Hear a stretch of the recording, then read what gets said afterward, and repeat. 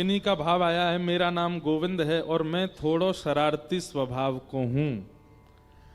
अब यहाँ कॉलेज के सखान के संग जब मस्ती करूं तो वे मोए गारी दे में। बढ़िया ब्रजभाषा लिखी है भैया तुमने। हंसी में ही पर कहूं उन पे नामापराध तो ना बन जाएगा।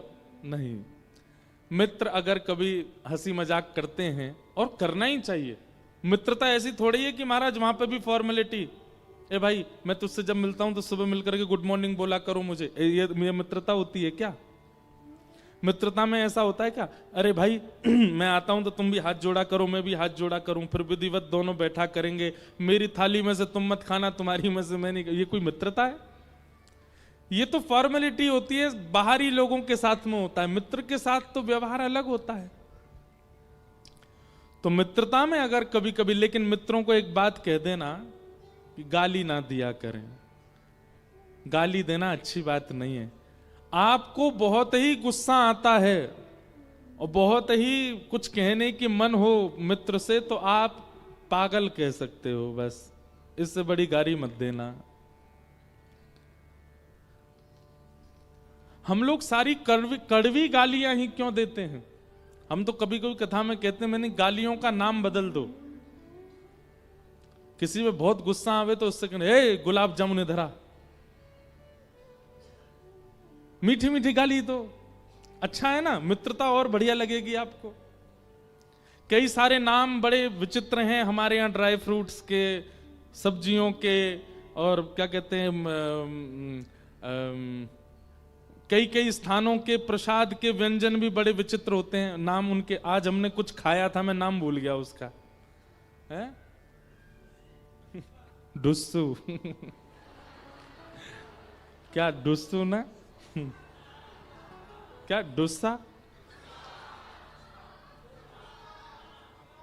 ये बोल रहे हैं डुस्सू डुस्का है, डुस्का डुस्का। अब बताओ, हम ब्रजवासियों के लिए तो यही गाली है, डुस्का इधर आ, हम तो उसको डुस्का ही बोल रहे। अब है तो वो व्यंजन का नाम, लेकिन आप प्रेम में, मित्रता ही तो है, आपका सखत्व भाव ही तो है, उसमें गाली ही क्यों देनी है आपको? कुछ ऐसा अभी हम थे हिमाचल प्रदेश में, वहां हमने एक दिन एक व्यंजन खाया, उसका नाम था बबरू। क्या नाम था? बबरू।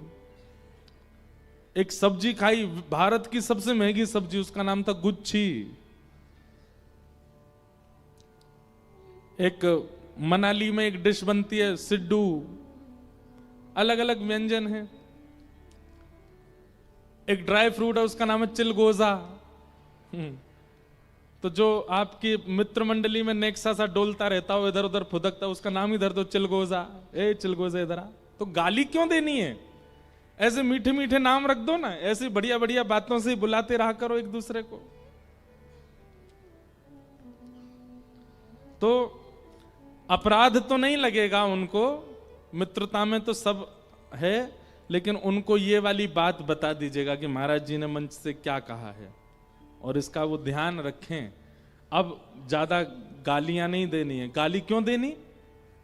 आप देखो गाली में क्या करते हो, आप किसी के परिवार को गालियां देते हो। वैसे तो आप नवरात्रियों में माताओं को पूजते हो, देवियों का वंदन करते हो, गाली में उन्हीं का ही अपमान करते हो। नहीं देना चाहिए। हम एक बात आपसे कह दें भैया, स्पष्ट रूप से याद रखिएगा, जिह्वा को जितना हो सके उतना पवित्र रखने का प्रयास किया करो, बोली चाली में भी और खान पान में भी। आपका जीवन में पतन नहीं होगा अगर आपने जिह्वा को शुद्ध रखा तो। लेकिन इस जिह्वा पर आप कुछ भी खा लेते हो और इस जीभ से आप कुछ भी बोल देते हो, तो आपके संग कुछ भी करने में यमराज को, ठाकुर जी को संकोच नहीं होगा। इसलिए जितम सर्वम, श्रीमद् भागवत जी कहती हैं, जितम सर्वम जिते रसे। आप अपनी रसना को जीत लीजिए, आप सबको जीत लोगे। हमारी ये बात मान लीजिए। इस कथा के बाद से जिन जिन भाइयों के मुख पे जो है कभी कभी जो है गालियां विराज जाती हैं, उनसे हमारा निवेदन है कि इस कथा से आप यही प्रण लीजिए कि अब हम नहीं देंगे। ये बात बात पर जो हमारे मुख से अपशब्द निकलता, अब नहीं बोलेंगे हम। और ऐसे नहीं कि आपने सोच लिया अब नहीं बोलेंगे, आपको इसके पीछे एक दंड भी रखना पड़ेगा अपने। अगर मैंने बोला तो मैं ये नहीं करूंगा, हम तो यही कहेंगे आपसे।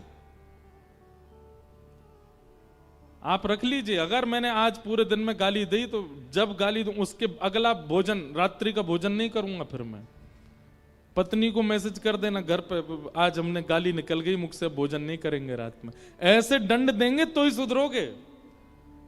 जिह्वा पर कभी भी अपशब्द मत लाइए और असद वस्तु मत लाइए।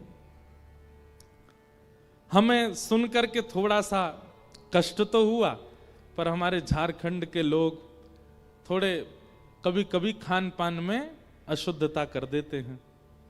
हमारी प्रार्थना है भैया आपसे, मत कीजिए। आपने अगर अपनी जीव को संभाल लिया तो आपकी सारी इंद्रियां आपके वश में आ जाएंगी, और ये लूली बाई अगर आपके बस में नहीं आई तो फिर कोई बस में नहीं आएगा। एक भी हड्डी नहीं है इनके अंदर, पर आपकी एक एक हड्डी तोड़वाने की सामर्थ्य है इनके पास। कहां तक कहें महाराज, आपका 80 वर्ष का, 90 वर्ष का, 100 वर्ष का पूरा जीवन बिगाड़ने और संवारने की सामर्थ्य रखती है लूली बाई। इसलिए इनको संभाल लीजिए। आप कानों को मत संभालो, नेत्रों को मत संभालो, आदि आदि इंद्रियों को रहने दो जैसी हैं। इस पर काम करना शुरू कर दो। इस पर काम करना प्रारंभ किया, सब अपने आप वश में होता चला जाएगा। कई लोग कहते हैं हम अपने नेत्रों को अपने कंट्रोल में नहीं कर पाते, हम कानों को कंट्रोल नहीं कर पाते, हमको दूसरों की गपशप सुनने में ज्यादा ही अच्छा लगता है, हमको वार्ताएं सुनना बहुत ज्यादा ही अच्छा लगता है, हमको एक दूसरे की चुगली सुनना आदि आदि, इन सब में हमको सुख मिलता। ऐसी बातें लोग कहते हैं। कान वश में नहीं है। आप जीव को वश में करना प्रारंभ करो, सब इसी के वश में है। ये अगर सुधर गई तो सब सुधर जाएंगे। जितम सर्वम जिते रसे। तो ये इन भैया को हम बात बता रहे हैं। अभी तक तो अपराध नहीं लगा, लेकिन अब अपने मित्रों से कहना भाई गाली वाली देना बंद करो, नहीं देना है। फिर किन्हीं का भाव है, मेरा नाम प्रतीक चक्रवर्ती है, मैं ब्राह्मण कुल में जन्मा हूं, मैंने 1.5 साल पहले गुरु दीक्षा ली है। आदि आदि भाव में आप कह रहे हैं कि मेरा मन किसी भी वस्तु में नहीं लग रहा है। हर वक्त लगता है कुछ बहाना करूं और घर से वृंदावन चला जाऊं। वृंदावन जाता हूं तो वहां से आने में बहुत रोना आता है। रास्ते भर रोता हूं, लौटने में गुरु मंत्र युगल रूप का मिला है, पर ध्यान राधा रानी पर लगा रहता है। मेरे ऊपर पत्नी, माता, 1 वर्ष के पुत्र और आदि आदियों की जिम्मेवारियां हैं। मुझे लगता है मेरा हालत आत्मदेव जैसा है। जिम्मेदारी से कृपया मार्गदर्शन करें। हमारी एक बात सुनिए। हमने कथा में अनेक बार कहा है, आप इस वक्त धर्म की स्थिति में हो कि आपको देह को वहां पहुंचाने की इच्छा होती है, देह को वृंदावन में रखने की इच्छा होती है। हमसे पूछो, हमारा तो जन्म वृंदावन का, 2-2 महीने तक वृंदावन नहीं जाते, 3-3 महीने तक वृंदावन नहीं जाते। 22 दिसंबर को हम घर से निकले। आज तारीख क्या है? आज तारीख क्या है? 17 फरवरी। अभी तक हम घर नहीं गए, और हम घर कब जाएंगे? 14 मार्च को। तब तक हम बाहर ही हैं। तो हमारी स्थिति तो आपसे भी बुरी हो जानी चाहिए, पर नहीं। हम जिस नगर में, जिस प्रांत में, जिस शहर में जाते हैं, वहीं वृंदावन प्रकट कर देते हैं। क्यों? क्योंकि वृंदावन शरीर उपस्थित करने वाला स्थान नहीं है, वो मन की उपस्थिति होनी चाहिए। आपके ऊपर जिम्मेवारी है अभी अपनी माता जी की, पत्नी की, 1 साल के बालक की। या तो सबको लेके वृंदावन चले जाओ, नहीं मान रहा, आपका तन नहीं रह पा रहे, तो सबको लेके वृंदावन जाओ। पर हमें ये बात कहने में भी यूं लगता है कि ठाकुर जी यूं कह रहे होंगे नेक्स्ट सो वृंदावन यहाँ में जगह है ना है, तू और भर दे लोग अन्य, कितनी भीड़ रह जाएगी। पर अगर आपका तन बिल्कुल ही नहीं रह पा रहा है, बिल्कुल जैसे बिना जल की मछली की भांति हो गए हो कि प्राण ही चले जाएंगे, तो सबको लेके वृंदावन चले जाओ। हमारे श्री हरिराम व्यास वृंदावन रस को जिन्होंने बहुत गाया, श्री हरिराम व्यास जी, उनके चरित्र में आता है कि हरिराम व्यास जी एक बार वृंदावन गए, फिर लौट करके नहीं आए। उनके घर परिवार के लोगों ने, पत्नी बच्चों ने खूब बुलाने का प्रयास किया। सब लोग इधर देखो, ध्यान से सुनो, विशेष रूप से आगे वाले। हरिराम व्यास जी लौट करके नहीं गए। तब श्री हरिराम व्यास जी के परिवार वालों ने हितरवंश महाप्रभु जी से कहा कि हम क्या करें, ये वापस नहीं जाते हैं, और वहां परिवार है, घर है, और हरिराम व्यास जी बहुत विद्वान थे, ओरछा बुंदेलखंड के निवासी थे, इतने सारे इनके अनुयायी हैं, ये वहां जाकर के भक्ति का प्रचार करेंगे तो और वैष्णवों का कल्याण होगा, आप इनको आज्ञा दीजिए कि ये जाएं। तो महाप्रभु जी ने मन बना लिया कि हम श्री हितरवंश महाप्रभु, जिन्होंने श्री राधा वल्लभ लाल जी को विराजमान किया, उन्होंने मन बना लिया कि हम हरिराम व्यास जी को आज्ञा कर देंगे कि आप जाओ, ओरछा में रहो। तो श्री हरिराम व्यास जी को जैसे ये बात पता चली कि महाप्रभु जी मुझे आज्ञा देने वाले हैं कि तुम वापस चले जाओ, रोने लगे, बिलखने लगे। वृंदावन के रूख हमारे, मात पिता गुरु बंधु, लिपट लिपट करके वृंदावन के एक एक वृक्ष से रोने लगे हरिराम व्यास जी। बोले भैया, मेरे भैया यही हैं, मेरी माता यही हैं, मेरे पिता यही हैं, मेरे सर्वस्व ये वृंदावन के वृक्ष ही हैं, मैं इन्हें छोड़ के कैसे जाऊं। और कहीं कहीं ऐसा वर्णन आता है कि काली मुख पर पोत करके हरिराम व्यास जी विचरण करने लगे। किसी ने कहा, व्यास जी आपने मुंह काला क्यों कर लिया? बोले, वृंदावन को पीठ दिखाने वाले की यही स्थिति होनी चाहिए। वो ऐसी स्थिति में आ गए थे कि वृंदावन नहीं छोड़ पा रहे थे।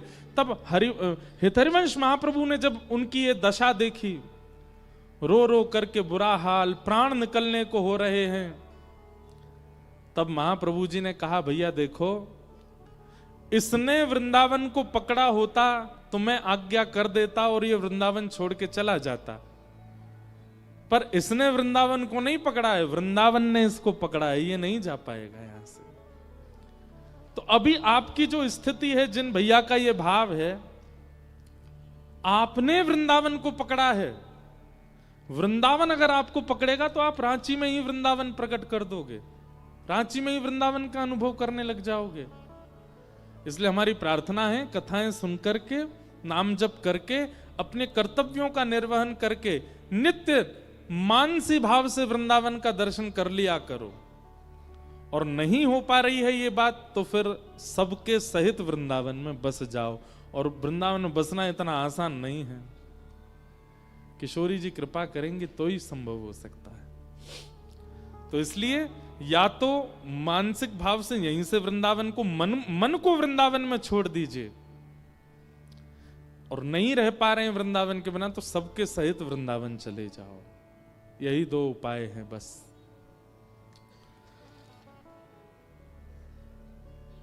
अब एक भैया हैं कि जन माता जी हैं, एक ही पर्चा में 4 प्रश्न लिख दिए लगातार। पूजा करते समय मन भटक जाता है, ये तो सबका प्रश्न होता है। खेती करते समय जमीन में जीव जंतु कुदाल से कट जाते हैं, क्या वह भी पाप है? 3 साल पहले से मांस मछली सभी प्रकार के नशा छोड़ दिए हैं, और कुंभ स्नान के बाद आदि संबंध, जुआ, झूठ, कपट छोड़ दिया है। अब मुझे गुरु मंत्र जाप करना है, क्या करें? पहली बात आपने कही कि पूजा करते समय मन भटकता है, सबका भटकता है। संसार में ऐसा कोई नहीं जो ध्यान के समय उसका मन ना विचलित होता हो। इसके लिए एक ही उपाय है, आप अपने नित्य चर्या में बैठने से पहले कथा श्रवण किया कीजिए। आजकल आधुनिक यंत्र है, सबके पास यूट्यूब है, फोन है, पहले उसमें कोई प्रवचन सुनिए, और जो प्रवचन सुन रहे हैं वो केवल सुनिए नहीं, उसका दृष्टिगोचर, उसकी लीला का सामने पूरा दृश्य देखिए, और उस दृश्य को देखते हुए फिर अपनी पूजा में प्रवेश किए, अपने नित्य कर्म में, अपने नाम जप में प्रवेश करो। आपका मन धीरे धीरे धीरे धीरे भटकना कम होगा।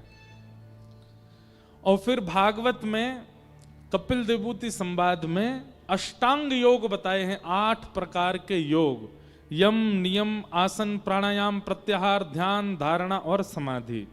उससे मन एकाग्र होता है। उस पर हम विस्तार से चर्चा कथा में करेंगे।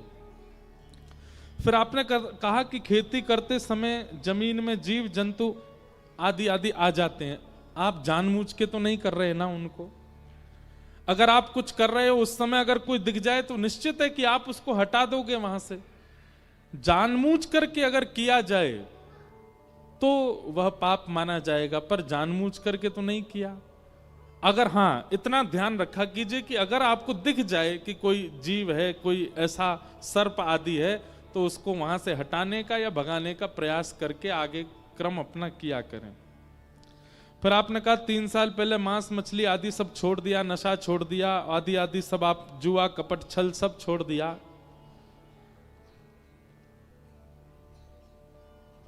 कुंभ स्नान के बाद आदि आदि सब छोड़ दिया, बहुत अच्छी बात है, छोड़ दिया। लेकिन अब पुनः कभी होना नहीं चाहिए, ये संकल्प लीजिए। ये जितनी बातें आपने यहां लिखी हैं, अगर ये एक भी दोहरा करके जीवन में आपने सोची भी, विचार भी की, तो पूर्व के किए हुए जितने भी पाप हैं वो सब नष्ट होने बंद हो जाएंगे, पुनर्जागृत होके पाप आपको लग जाएंगे। देखिए पाप निवृत्त कैसे होता है व्यक्ति, बहुत ध्यान से सुनिएगा। पाप छोड़ देने से और फिर पुनः न करने का संकल्प लेने से पूर्व के जो पाप हैं वो धीरे धीरे घटने लग जाते हैं। लेकिन वह व्यक्ति अगर पूर्व के किए हुए पापों को न छोड़े और पुनरपि पुनर उनका चिंतन करने लग जाए, मन में सोचे छोड़ तो दिया है मैंने, अब कर तो नहीं पाऊंगा, पर मन होता है, बार बार इच्छा होती है कर लूं, तो कहीं ना कहीं अभी आपके पाप संचित हैं, जीवित बचे हैं। इसलिए संकल्प लीजिए कि पुनर्जीवन में कभी मांस भक्षण, मदिरा आदि और जो जो आपने लिखा है ये मैं बिल्कुल नहीं करूंगा। अगर ये करें तो इसके लिए कोई उचित दंड सोच के रखिएगा। अगर मैंने किया तो मैं ये दंड स्वयं को दूंगा। हाँ, वो मृत्यु दंड नहीं होना चाहिए, आत्महत्या आदि ये सब कभी नहीं, विचार भी नहीं करना। हमारे शास्त्र क्या करते हैं, मृत्यु आत्मदंड स्वयं को देने वाला व्यक्ति 2000 वर्ष के लिए प्रेत बनता है, इसलिए ये दंड नहीं देना। दंड उसमें फिर कुछ और नियोजित कर दीजिएगा, मैं पादुका नहीं पहनूंगा, ये दंड आप स्वयं को दीजिए।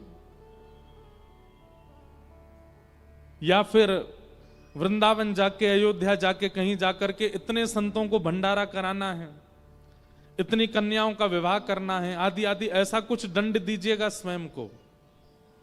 लेकिन पुनरपि इनका विचार, चिंतन और क्रिया नहीं होनी चाहिए, ये संकल्प लीजिए। और संकल्प लेने के बाद अब मुझे गुरु मंत्र जाप की जरूरत है, तो आपके ढूंढने से गुरु नहीं मिलेंगे, गुरु आपको स्वयं ढूंढ लेंगे। कैसे ढूंढेंगे? जिनकी वाणी, जिनकी उपस्थिति, जिनका दर्शन आपके मन के संशयों का समाधान कर देता है। अरे प्रश्न सोच करके आए थे पर उनको देखते ही समाधान मिल गया, समझ जाना वही आपके गुरु हैं। उन गुरु की आज्ञा ही गुरु मंत्र है, उसका पालन करना प्रारंभ कर दीजिए। हम गुरु दीक्षा नहीं देते, पर अनेकों बालक, असंख्य बालक हमारी कथा सुनते हैं और उसका पालन करते हैं। हमारे लिए दिशा ही दीक्षा है। इसलिए आप लोग कथा सुनो और इसमें जो भी हम बात आपको बताते हैं इसका विधि पूर्वक आप लोग श्रवण करो। फिर किन्हीं विप्र देवता का एक भाव है कि कहीं कहीं शास्त्रों में मांस भक्षण की बात कही गई है। वाल्मीकि रामायण में भी राम भरत आदि सब वन में जाते थे और मृग वध करते थे, आदि आदि, ऐसा भाव आपने लिखा है। हमारी बात बहुत ध्यान से सुने। हमने अभी अभी थोड़ी देर पहले कहा संस्कृत शब्द में कई अर्थ होते हैं, एक ही विषय के। वैसे तो ये एकांत में पूछने वाले प्रश्न हैं जो आपने पूछा है, क्योंकि कहीं ना कहीं लोग अनर्थ कर देते हैं भावों का। जहां कहीं भी मृग शब्द आता है, मृग शब्द का मतलब होता है, मृग मतलब विचरण को भी मृग कहते हैं। विचरण करते हुए, ढूंढते हुए, मृगति मृगति ढूंढते हुए कुछ पाना, उसको भी मृग कहा जाता है। और कहीं ना कहीं मांशका आदि का जो भाव, जैसे गूदे का शब्द प्रयोग किया जाता है, तो कई बार जैसे केला होता है, केले के भीतर का जो भाव होता है उसको अगर आप मीड़ दो तो उसका जो आकृति होती है वो कैसी हो जाती है। पपीता को मीड़ दो, कई फल ऐसे होते हैं उनके भीतर का वो गूदा ही होता है, उसको भी उस रूप में देखा जाता है। तो वहां स्पष्ट रूप से मांस भक्षण आदि का भाव नहीं है। उनके अन्य अर्थ जो हैं, उन अर्थों को मान करके ही उन भावों को सुनना, समझना, पढ़ना चाहिए। इस प्रकार की हमारी भावना है। और इतने सारे कुछ भाव आए हैं, इन भावों को हम एकांत में पढ़ लेंगे। ये प्रश्न नहीं है, ये भाव मात्र हैं। तो आज के जो भी प्रश्न समाधान हुए सबको हम बारंबार प्रणाम करते हैं। आइए आज के क्रम में प्रवेश करते हैं। कल बंधुओं चतुर्थ दिवस है कथा का, और कल ठाकुर जी का मंगलमय जन्मोत्सव कथा में मनाया जाएगा। आप सब लोग कल 3 बजे, जो कई लोग हैं धीरे धीरे आना शुरू करते हैं, 6 बजे तक तो सब लोग आते हैं। कल प्रयास कीजिएगा थोड़ा जल्दी ही सब लोग आकर के व्यवस्थित हो जाएं, और कल नंदोत्सव का सुख हम लोग बड़े भाव से लेंगे। बोलो वृंदावन बिहारी लाल की जय।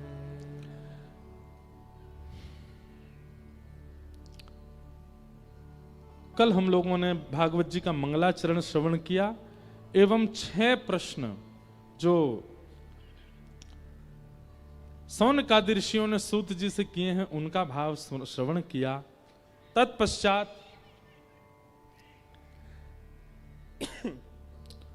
भगवान के अवतारों का वर्णन, चतुर्वेदों का वर्णन, भागवत जी के निर्माण की कथा सुनाई गई, और नारद जी के पूर्व जन्म की कथा सुनाते हुए वेदव्यास जी के द्वारा श्रीमद् भागवत की रचना और भागवत जी श्री सुखदेव जी को प्रदान करना, ये सब चरित्र सुनाए गए। सुखदेव जी को भागवत जी का ज्ञान उनके पूज्य पिताजी महर्षि श्री वेदव्यास जी ने प्रदान किया। शुकाचार्य जी ने यही भागवत की कथा फिर परीक्षित को सुनाई। प्रश्न किया गया, महाराज ये परीक्षित कौन है और इनको 7 दिन में मरने का श्राप क्यों लगा था? कृपा करके हमें विस्तार से बताइए। और यहां महाभारत का कुछ अंश सुनाया जाता है, बहुत ध्यान से सुनिएगा। यदा मृधे कौरव संजयानाम वीरेस्वथो वीरगत गतेषु ब्रकोदरा विघ्न गदा विमर्श भृगनोरुदंडे धृतराष्ट्रपुत्रे। महाभारत का युद्ध विश्राम हो चुका था, पांडवों की विजय हो गई थी, कौरव सब हार गए थे। अंतिम युद्ध हुआ था भीम और दुर्योधन के बीच। भीम ने अपनी गदा का प्रहार दुर्योधन की जंघा पर किया, जंघा टूट गई और दुर्योधन गिर पड़ा। महाभारत का युद्ध पांडव जीत गए। लेकिन अभी अर्ध मरणासन अवस्था में पड़ा हुआ दुर्योधन अपनी मृत्यु का बदला लेने के लिए छल का प्रयोग करता है। बंधुओं देखो, हम एक बात थोड़ी कुछ दिन से प्रकाश में डालते हैं कि आपके साथ किसी ने कुछ किया और फिर उसके बाद आपके मन में ये आता मैं इससे बदला लेके रहूंगा। ये बदले की भावना जैसे ही आपके चित्त में आती है तो अनेक प्रकार के पाप आपके चित्त में जन्म ले लेते हैं। कहां तक कहें, आप लोगों को शायद अनुभव भी होता होगा, जैसे ही आप बदले की भावना चित्त में लाते हैं आपके मन में यह तक विचार आ जाता है कि इसकी मृत्यु कैसे होगी। इसलिए हमारी एक प्रार्थना मानिएगा, व्यक्ति अपनी विचारधारा से, अपने सोच से कितना भी बुरा क्यों ना करे, हां, अगर उसने घनघोर अपराध किया है, छोटे बालकों के साथ दुराचार किया है, किसी कन्या के साथ या मातृशक्ति के साथ दुर्व्यवहार किया है, तो वहां उसको क्षमा नहीं करना है। इस प्रकार के घनघोर अपराधों में तो क्षमा नहीं करना है, पर सामान्य आपकी मान की हानि कर दी हो, आपको कुछ अपशब्द कह दिया हो, या सामान्य सी कोई ऐसी बात जिससे 2-4 दिन आपको नींद ना आ रही हो, ऐसी स्थिति में क्षमा कीजिए। एक बात लिख लीजिएगा कहीं पर कि भक्ति पथ, आध्यात्म पथ आपको लेट गो करना सिखाता है, आपको छोड़ना सिखाता है। चलो छोड़, कोई बात नहीं। अगर ये स्वभाव आपका नहीं बना है, आप छोटी छोटी बातें लेकर के बैठ जाते हैं लड़ने के लिए, और महाराज बदला लेके रहूंगा, पीछे नहीं हटूंगा, देख लूंगा इसको, मैं देखता हूं मेरी कितनी बड़ी बड़ी पहुंचे, अभी ये जानता नहीं है, मैं क्या करके दिखा सकता हूं। इस प्रकार का व्यवहार यदि आपके चित्त में आता है, आप राक्षस हो। ये राक्षस स्वभाव है। और कई लोग ऐसे होते हैं कि परिवार में, नातेदारों में, रिश्तेदारों में अगर किसी का स्वभाव ऐसा होता ना, अरे छोड़ो, जाने दो, हमें कुछ नहीं कहना, तो दूसरे लोग उनको और चढ़ाते हैं, अरे ऐसे कैसे, तुम तो बड़े भोले हो, तुम तो सीधे, भैया भलाई का जमाना नहीं है, ऐसा ऐसा करो उसके साथ। नहीं, आप कहेंगे महाराज जी आप तो व्यास मंच पर ऊंचे बैठ गए हो, लोग बाग आपको माला पहनाते हैं, प्रणाम करते हैं, आपको क्या पता कि लोग क्या क्या करते हैं। हमें नहीं पता होगा। अगर हजारों लोग कथा सुनकर के प्रेम करने वाले हैं ना, तो इन्हीं हजारों में कई सारे लोग हमको भी अपशब्द कहने वाले होते हैं। जरूरी नहीं है कि सब जगह प्रेमी ही मिलते हैं, कई जगह बहुत उल्टी बुद्धि वाले लोग भी मिल जाते हैं।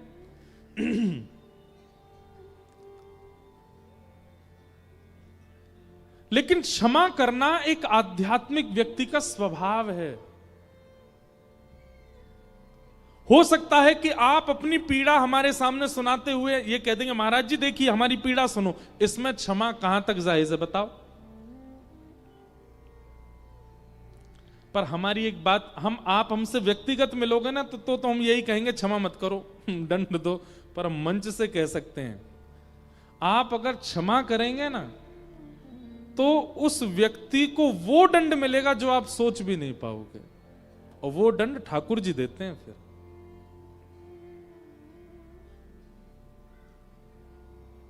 जैसे एक उदाहरण सुनिएगा बहुत ध्यान से।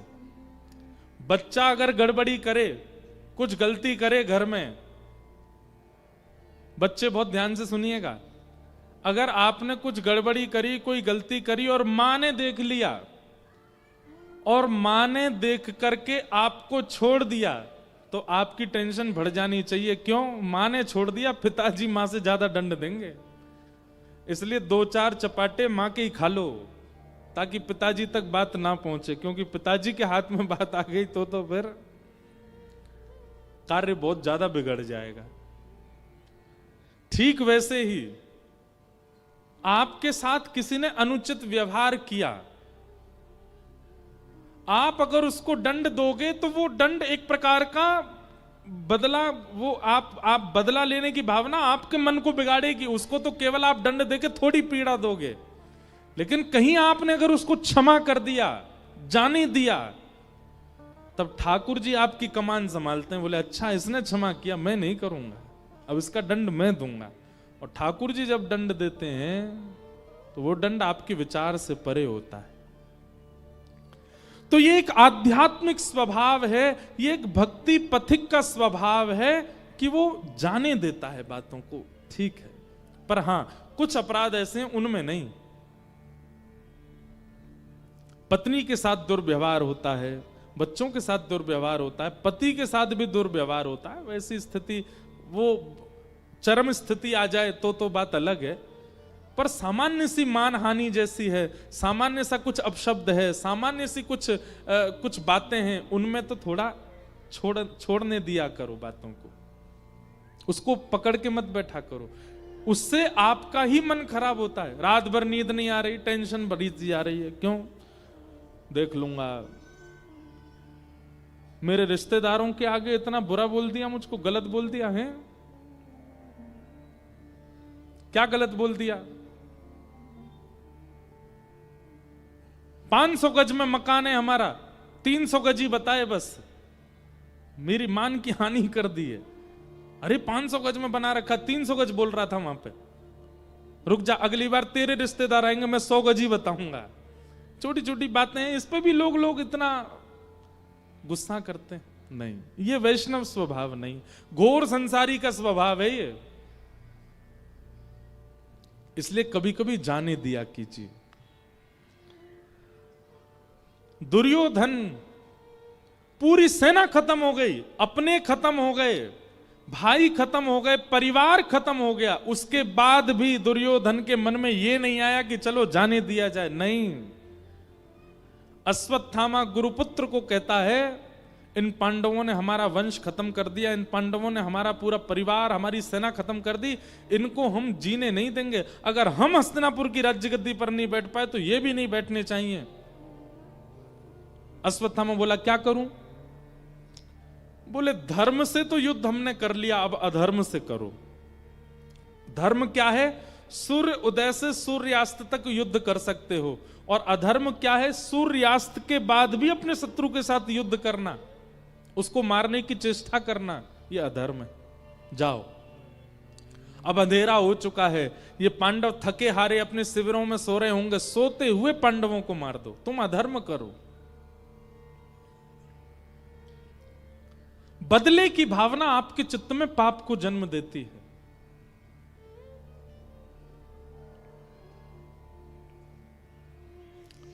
अश्वत्थामा गए, लेकिन ठाकुर जी के मन में कुछ और चल रहा था। पांडवों को लेकर के भगवान कहीं और चले गए, लेकिन द्रौपदी के 5 पुत्र सोते रह गए और अश्वत्थामा ने अंधेरे में जल्दीबाजी के चक्कर में द्रौपदी के 5 पुत्र मार दिए।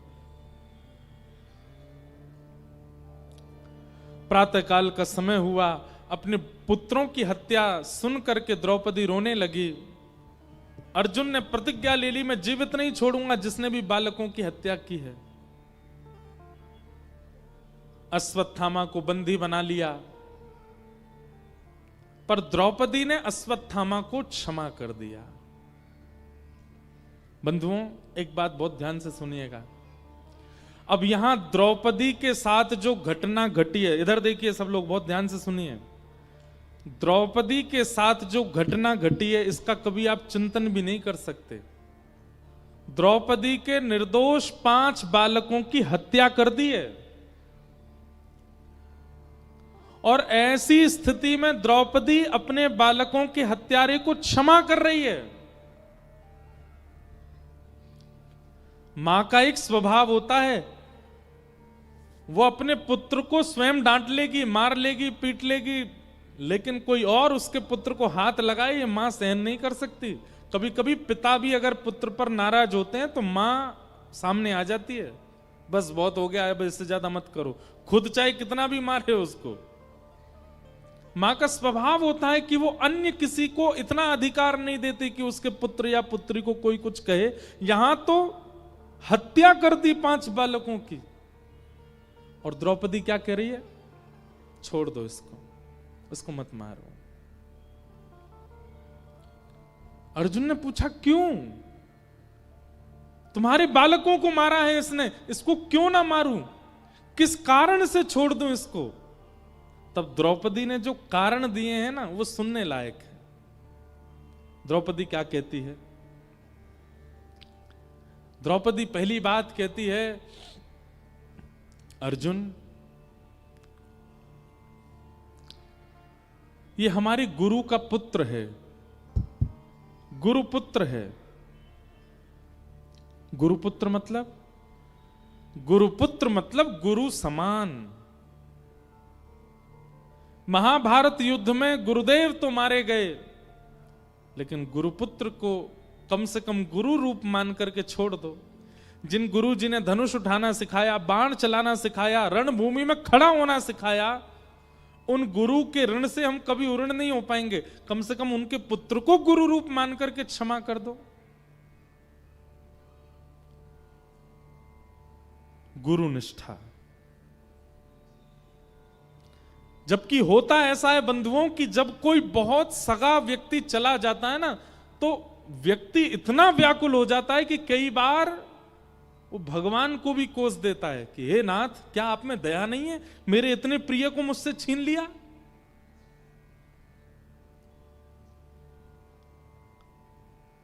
हमारी कथा इतने लोग सुनते हैं, पर कई बार अपने ही किसी प्रिय के घर में कोई घटना हो जाती है, हम भी अगर जाते ना तो कई बार, महाराज जी आपने कैसी कथा सुनाई, आपने क्या कथा सुनाई, आपको इतना प्रेम करते थे, आपके प्रति इतना भाव रखते थे, क्या हो गया।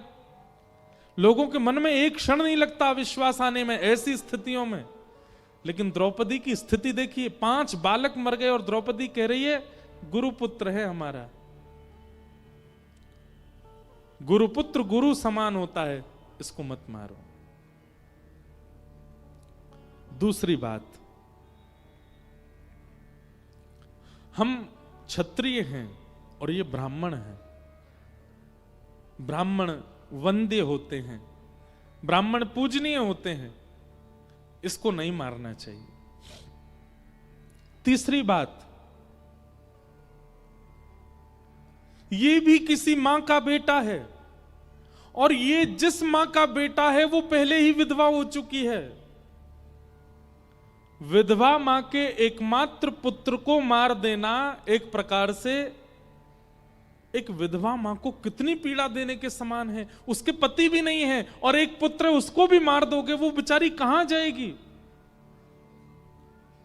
अर्जुन, इसको मत मारो। जब द्रौपदी कहती हैं, जब पुत्र अपनी मां के सामने प्राण त्यागता है ना अर्जुन, तो एक मां को इतनी वेदना होती है जैसे मानो असंख्य बिच्छुओं ने उसके रोम रोम को डस दिया हो। और इस पीड़ा का इस वक्त मैं अनुभव कर रही हूं। मेरे 5 बालक मर गए हैं। मैं नहीं चाहती कि जिस पीड़ा में मैं हूं उस पीड़ा में कोई और मां जाए, इसलिए इसको मत मारो।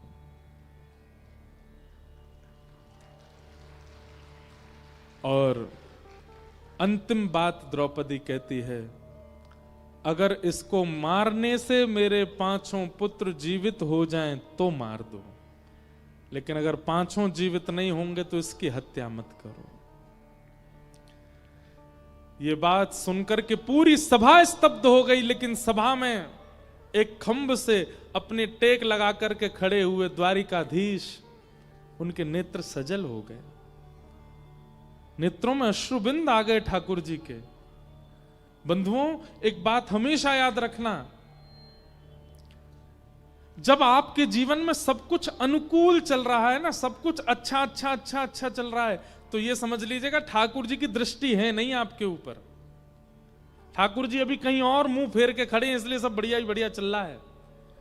लेकिन कहीं ठाकुर जी दृष्टि घुमा करके देख लें तो समझ जाना अब परीक्षा आई है, जीवन में रुकावट आई है, धन की कटौती हो रही है या कुछ भी हो रहा है, तो यह समझना ठाकुर जी की दृष्टि आपके ऊपर है और ठाकुर जी देख रहे हैं अब तेरी स्थिति विचलित हुई है, अब तू क्या कदम उठाएगा। ठाकुर जी देखते हैं उस समय।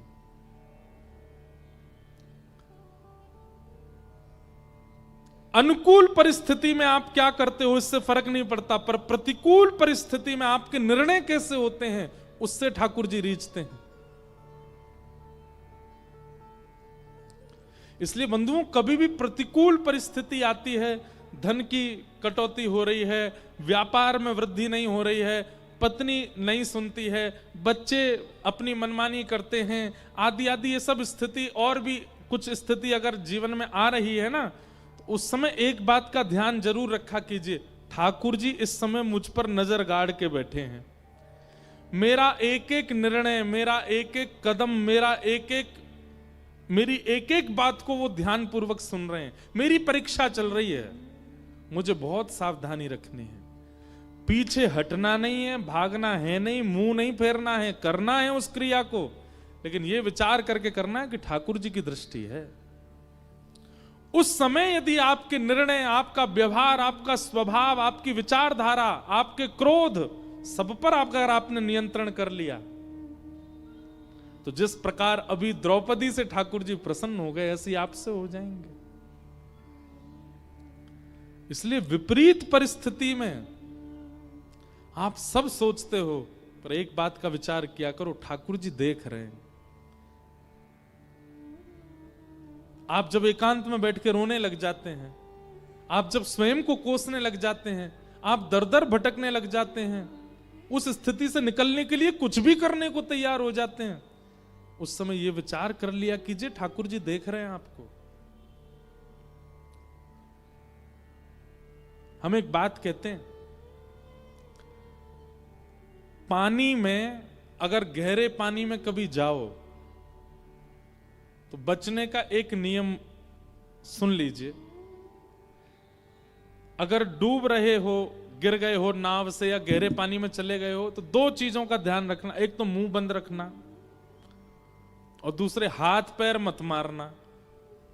हाथ पैरों को ढीला छोड़ देना, मुंह बंद कर लेना, आप अपने आप ऊपर आ जाओगे, डूब ही नहीं पाओगे। ठीक वैसे ही जीवन रूपी सागर में जब भयंकर परिस्थिति में डूबने लग जाओ, एक तो मुंह बंद कर लेना और दूसरे बहुत हाथ पैर मत मारना। इधर जा उधर जा, यहां ये कर वहां वो कर, इससे बात कर, इसके पीछे पड़, इससे मन्नत कर, नहीं। इन दो चीजों को वश कर लीजिए। अपने हाथ पैर कम चलाइए, मुंह कम चलाइए। आपकी वो स्थिति कितनी भी भयावह हो, आप तैरते हुए पार कर जाओगे। इन दो बातों का ध्यान रखिए। द्रौपदी का आज निर्णय सुनकर के भगवान इतने प्रसन्न हो गए। भगवान ने द्रौपदी को द्रौपदी कहा ही नहीं, नाम ही बदल दिया द्रौपदी का। निरीक्ष कृष्णापकृतं गुरु सुतम। भागवत जी में यहां आया है, द्रौपदी का नाम ही बदल गया। क्या? कृष्णा। क्या नाम हो गया? भगवान का नाम कृष्ण और द्रौपदी का नाम कृष्णा। कृष्णा जो है ना, स्त्रीलिंग शब्द है। कृष्ण ये पुल्लिंग शब्द है। ये ठाकुर जी का नाम है। ठाकुर जी का नाम कृष्णा नहीं है, ठाकुर जी का नाम कृष्ण है। निरीक्ष कृष्णापकृतम गुरु सुतम। ठाकुर जी ने उसको अपना नाम दे दिया, कृष्णा। और ठाकुर जी कह रहे हैं मैं दया का देवता, ये दया की देवी है। अत्यंत प्रसन्न हो गए भगवान द्रौपदी से। आप सुख की घड़ी में, अच्छे समय में क्या करते हैं, ठाकुर जी कई बार आपको नहीं देखते, लेकिन आपकी विषम परिस्थिति में ठाकुर जी एक एक चीज मॉनिटर करते हैं आपकी।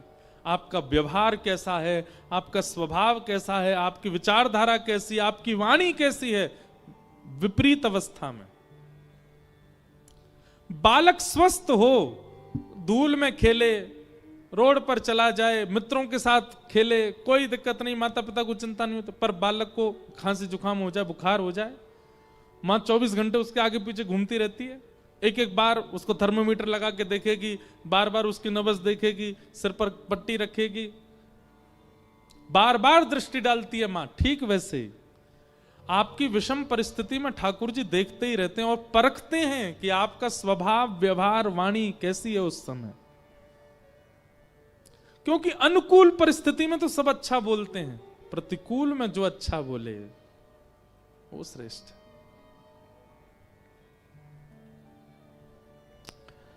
भगवान ने,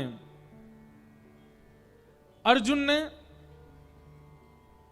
अश्वत्थामा को छोड़ दिया। आधी दाढ़ी मूछ, आधे केश मूड़ दिए, शिखा छेदन कर दिया। मणिम जहार मूर्धन्यम, उसकी ब्रह्म तेज की मणि को निकाल लिया। अश्वत्थामा निकल गया सभा से। लेकिन इतना अपमान भरे समाज में, भरी सभा में कर दिया अश्वत्थामा का कि उस अपमान को सह नहीं पाया और विचार करने लगा मैं ऐसा क्या करूं कि ये पांडव, इनको श्राद्ध पक्षों में पानी देने वाला भी इनका वंशज ना बचे। तब उसने विचार किया कि अर्जुन के पुत्र अभिमन्यु मारे गए महाभारत युद्ध में, पर अभिमन्यु की पत्नी वो सगर्भा है, गर्भवती है, उसके गर्भ के बालक को मैं नष्ट कर दूं। जघन्य पाप, घनघोर पाप किया अश्वत्थामा ने, गर्भ के बालक को मारने का प्रयास किया। ब्रह्मास्त्र छोड़ दिया उत्तरा के ऊपर, दौड़ी दौड़ी उत्तरा भगवान के पास गई, भगवान ने उत्तरा की रक्षा की ब्रह्मास्त्र से, और वही बालक जन्म लेकर के परीक्षित बना। हमारे पूज्य पिताजी महाराज के गुरुदेव अनंत श्री विभूषित श्री रामानुज प्रपन्नाचार्य गुरुजी महाराज, हमारे दादा गुरु, वे इस पक्ष में एक बात कहते हैं, बहुत ध्यान से सुनिएगा। पूज्य गुरुदेव भगवान कहते हैं कि ठाकुर जी ने गर्भ में जाकर के परीक्षित की रक्षा की, क्यों?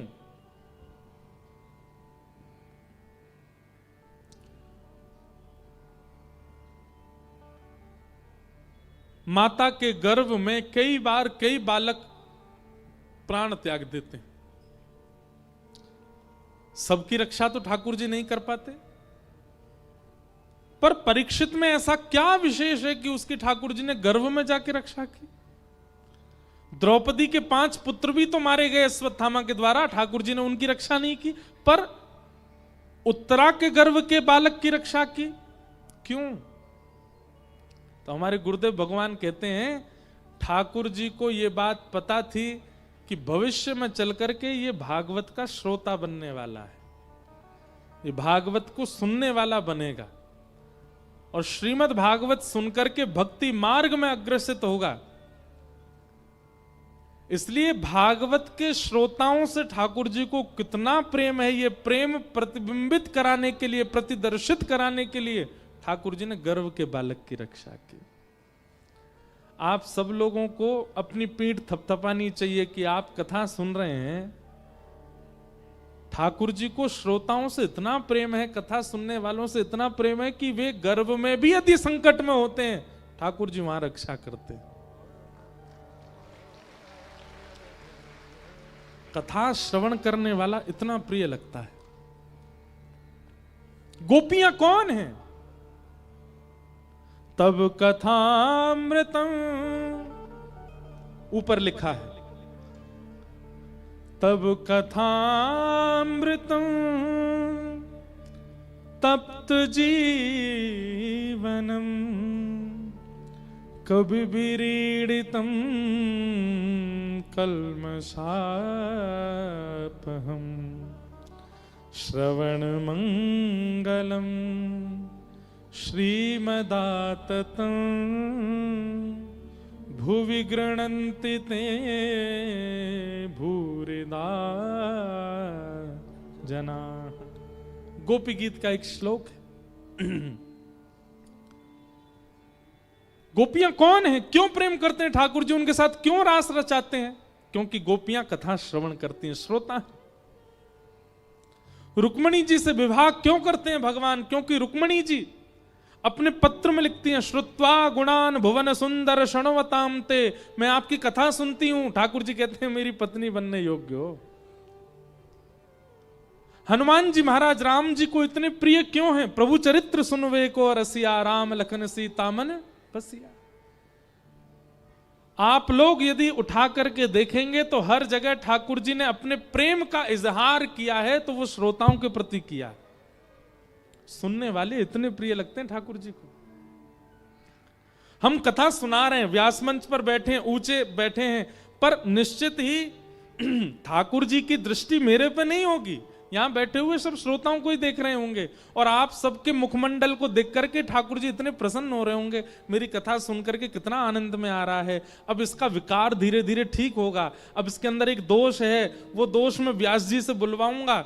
तो कई बार देखना आप अनुभव करेंगे, आपके जीवन की ऐसी ऐसी घटना व्यास मंच से बोल दी जाती हैं, आपको लगेगा ये तो मेरे लिए कही गई बात।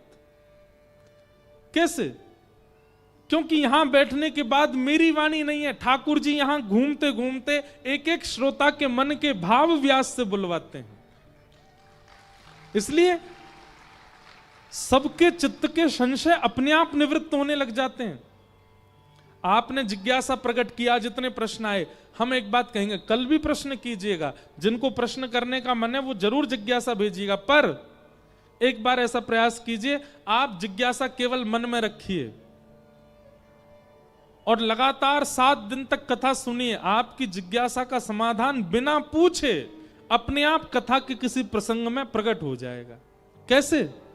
क्योंकि इस कथा पंडाल में ठाकुर जी भ्रमण करते हैं, एक एक श्रोता का मुखमंडल देखते हैं, एक एक श्रोता के चित्त के भाव देखते हैं, और वह भाव जाकर के तुरंत व्यास की वाणी पर बैठ करके उसका प्रत्युत्तर दिलवा देते हैं। ये कथा का प्रभाव है। ठाकुर जी को श्रोता बहुत अच्छे लगते हैं।